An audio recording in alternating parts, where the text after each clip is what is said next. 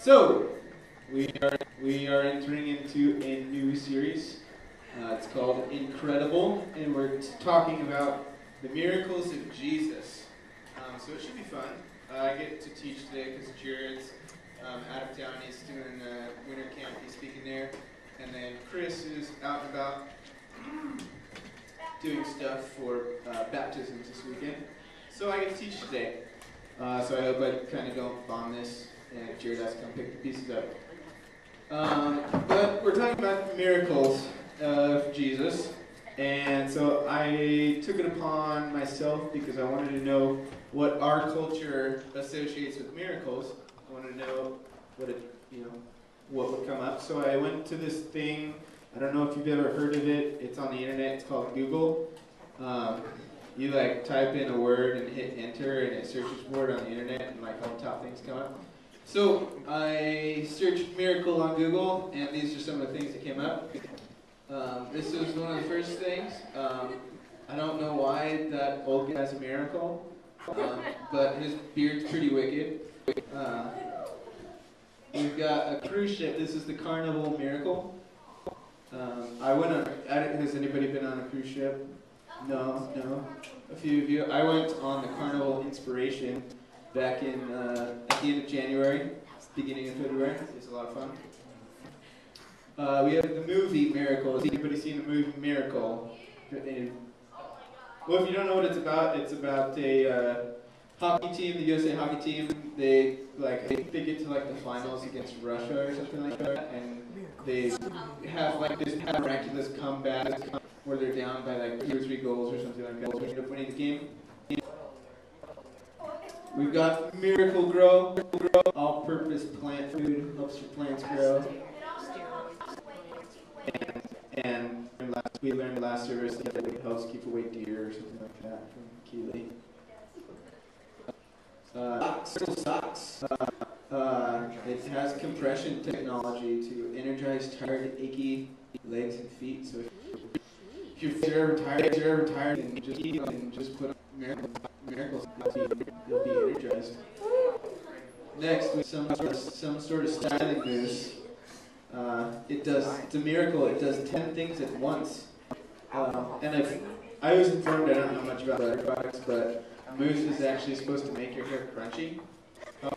However, on there it says that it keeps your hair from being crunchy. If you look at number 10, it prevents crunchiness, which, in my opinion, is a good thing because I don't like my hair to be crunchy. I feel like it says Never crunches, something like that. Anyways, keeps your hair from being crunchy.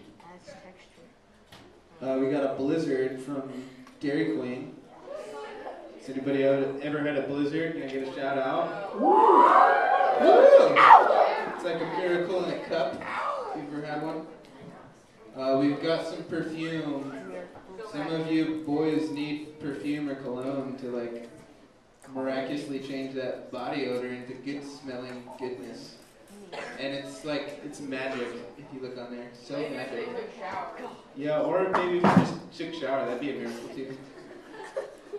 And then Miracle Whip. Mayonnaise Miracle Whip. What's better, Miracle Whip or Best Foods with Real Mayonnaise? Okay, so something interesting I didn't realize, if you look on the bottle in the bottom right hand corner on the label, it says it's salad dressing. Which is weird to me because I always thought you put Best Foods or Miracle Whip on sandwiches, but apparently it's salad dressing. So, yeah, if you look on there, it says salad dressing. So we have all these different things that our culture attaches to, the word miracle. And we also have some types of magic tricks seem to be miraculous at some points. I don't know, some of you, did you guys go to winter or summer camp last year? Anybody? You saw a magician who did magic tricks. I think it was Mackenzie informed me of a magic trick that he did where somehow there was a quarter in a lime that he put inside of a soda can or something like that without opening it up. And it was crazy and everyone was odd. It's miraculous, But I can't stress to you guys this enough. a magic trick is not a miracle, and a miracle is not a magic trick. Magic tricks are just sleight of hand. It's where the magician misdirects your attention over here while he's doing the trick with his hand over here, or he hides the trick behind, a curtain or something like that, and then he drops the curtain and everybody's awed that, whatever disappeared when they probably just fell through the floor or something. I don't know. But sometimes we describe magic tricks as miraculous. But I kind of want to define what a miracle is. So can I get some ideas of what a miracle is? Claire. Something only God can do? Okay. Jacob, were you going to say something? You started to raise your hand. Oh, crap. Any other ideas? Yeah. Offspring of a virgin's womb. Offspring of a virgin's womb. Sounds like the birth of Jesus. Sounds pretty miraculous. Calvin. A miracle is miraculous. Okay. Those are any other ideas? Going once. Going twice. All right. So those are some pretty good ideas. But the way I kind of want to define a miracle is an event that's caused by a supernatural act of God. A supernatural means that it transcends what is real, or transcends what is natural, or it goes beyond what is natural. It defies the laws of nature. So, has anybody ever studied physics at all? Yes, we got a few. Anybody know the laws of nature? Keely knows the laws of nature. Some other, why man? Okay, so laws of nature say that if I hold this here and I let go of it, what's going to happen? It's going to float. It's going to drop because of what law? The law of gravity. Gravity pulls things to the earth. So if I let go, it drops, it falls. That goes with the laws of nature. It doesn't go against or defy it. So, however, on the other hand, if I was to hold this lollipop in the air and let go of it, and for some reason God decided He wanted to make it float, or just float here, steady, or fly up in the air, that would go against the laws of nature.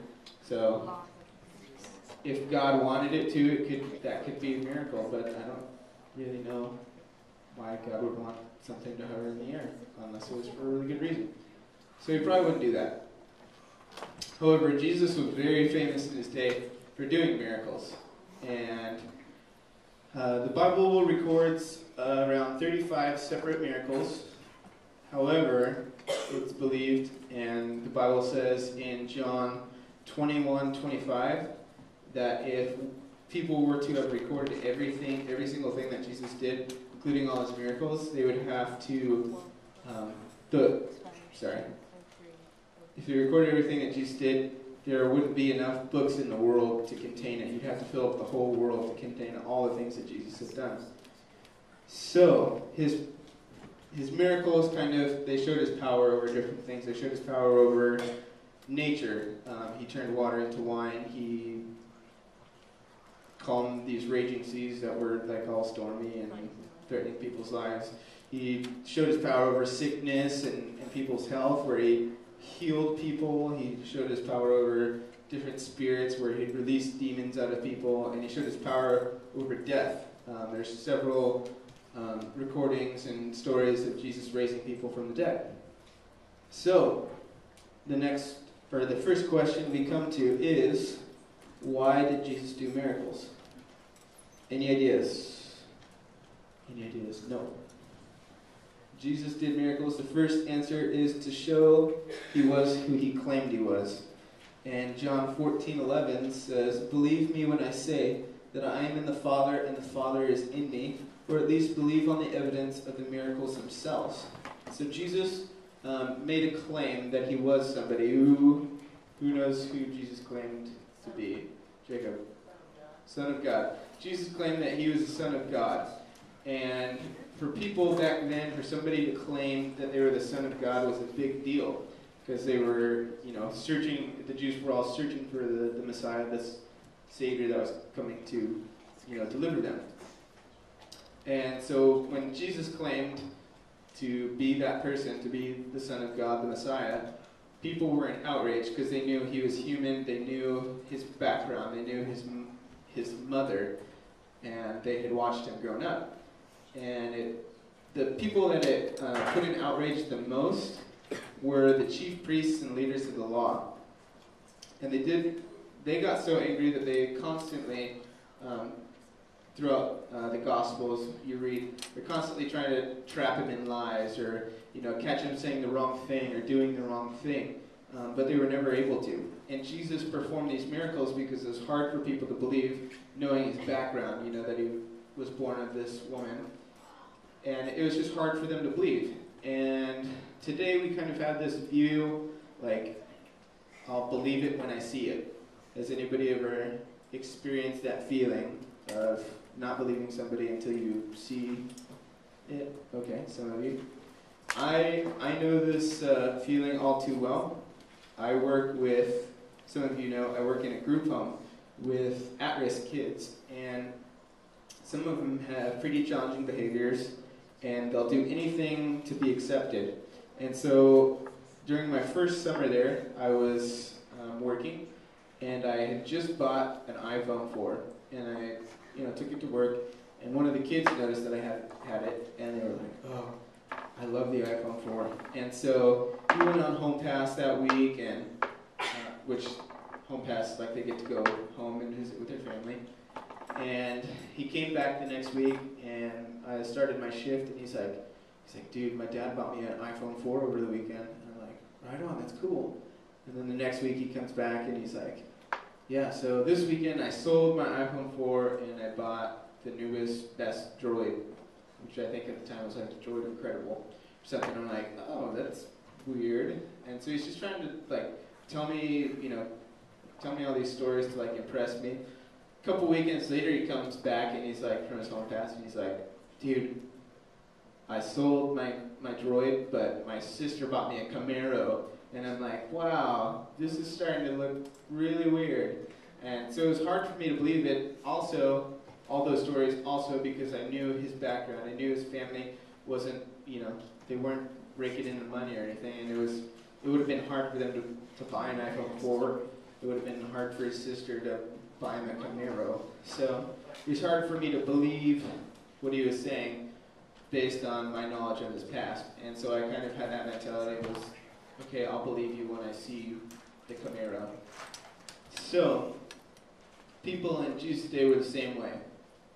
They heard him say that he was the Son of God, and then it was hard for them to believe that he was until they saw some sort of proof, and his miracles were that proof that he was the Son of God. So the miracles backed up his claim that he was the Son of God. The next two are I think they kind of go along together. The first one is to show that he cares. Jesus did miracles to show that he cares. Mark 10:41. Mark 1:40-41 says, a man with leprosy came to him and begged him on his knees, if you are willing, you can make me clean. And then it says, filled with compassion, Jesus reached out his hand and touched the man. I'm willing, he said, be clean. And so in this we kind of see Jesus care, he reaches out in compassion. Compassion is that word that kind of shows, he felt bad for this guy who was in need, this man with leprosy. And so he cared for him. He reached out to him in compassion. And the second one that goes along with this is to show he can do something about it. Not only does Jesus care about people, and by the way, he cares about each and every one of you, where you're at, the things that you struggle with, the hurt that you go through, the needs that you have, he cares about it. But not only does he just care about it, he wants to do something. And his miracles showed that he could do something. He walked around, he healed people, he released demons from people. I think one of the most amazing stories I've ever read was when Jesus, he fed like 5,000 people with like 2 fish, or like 2 loaves of bread and a couple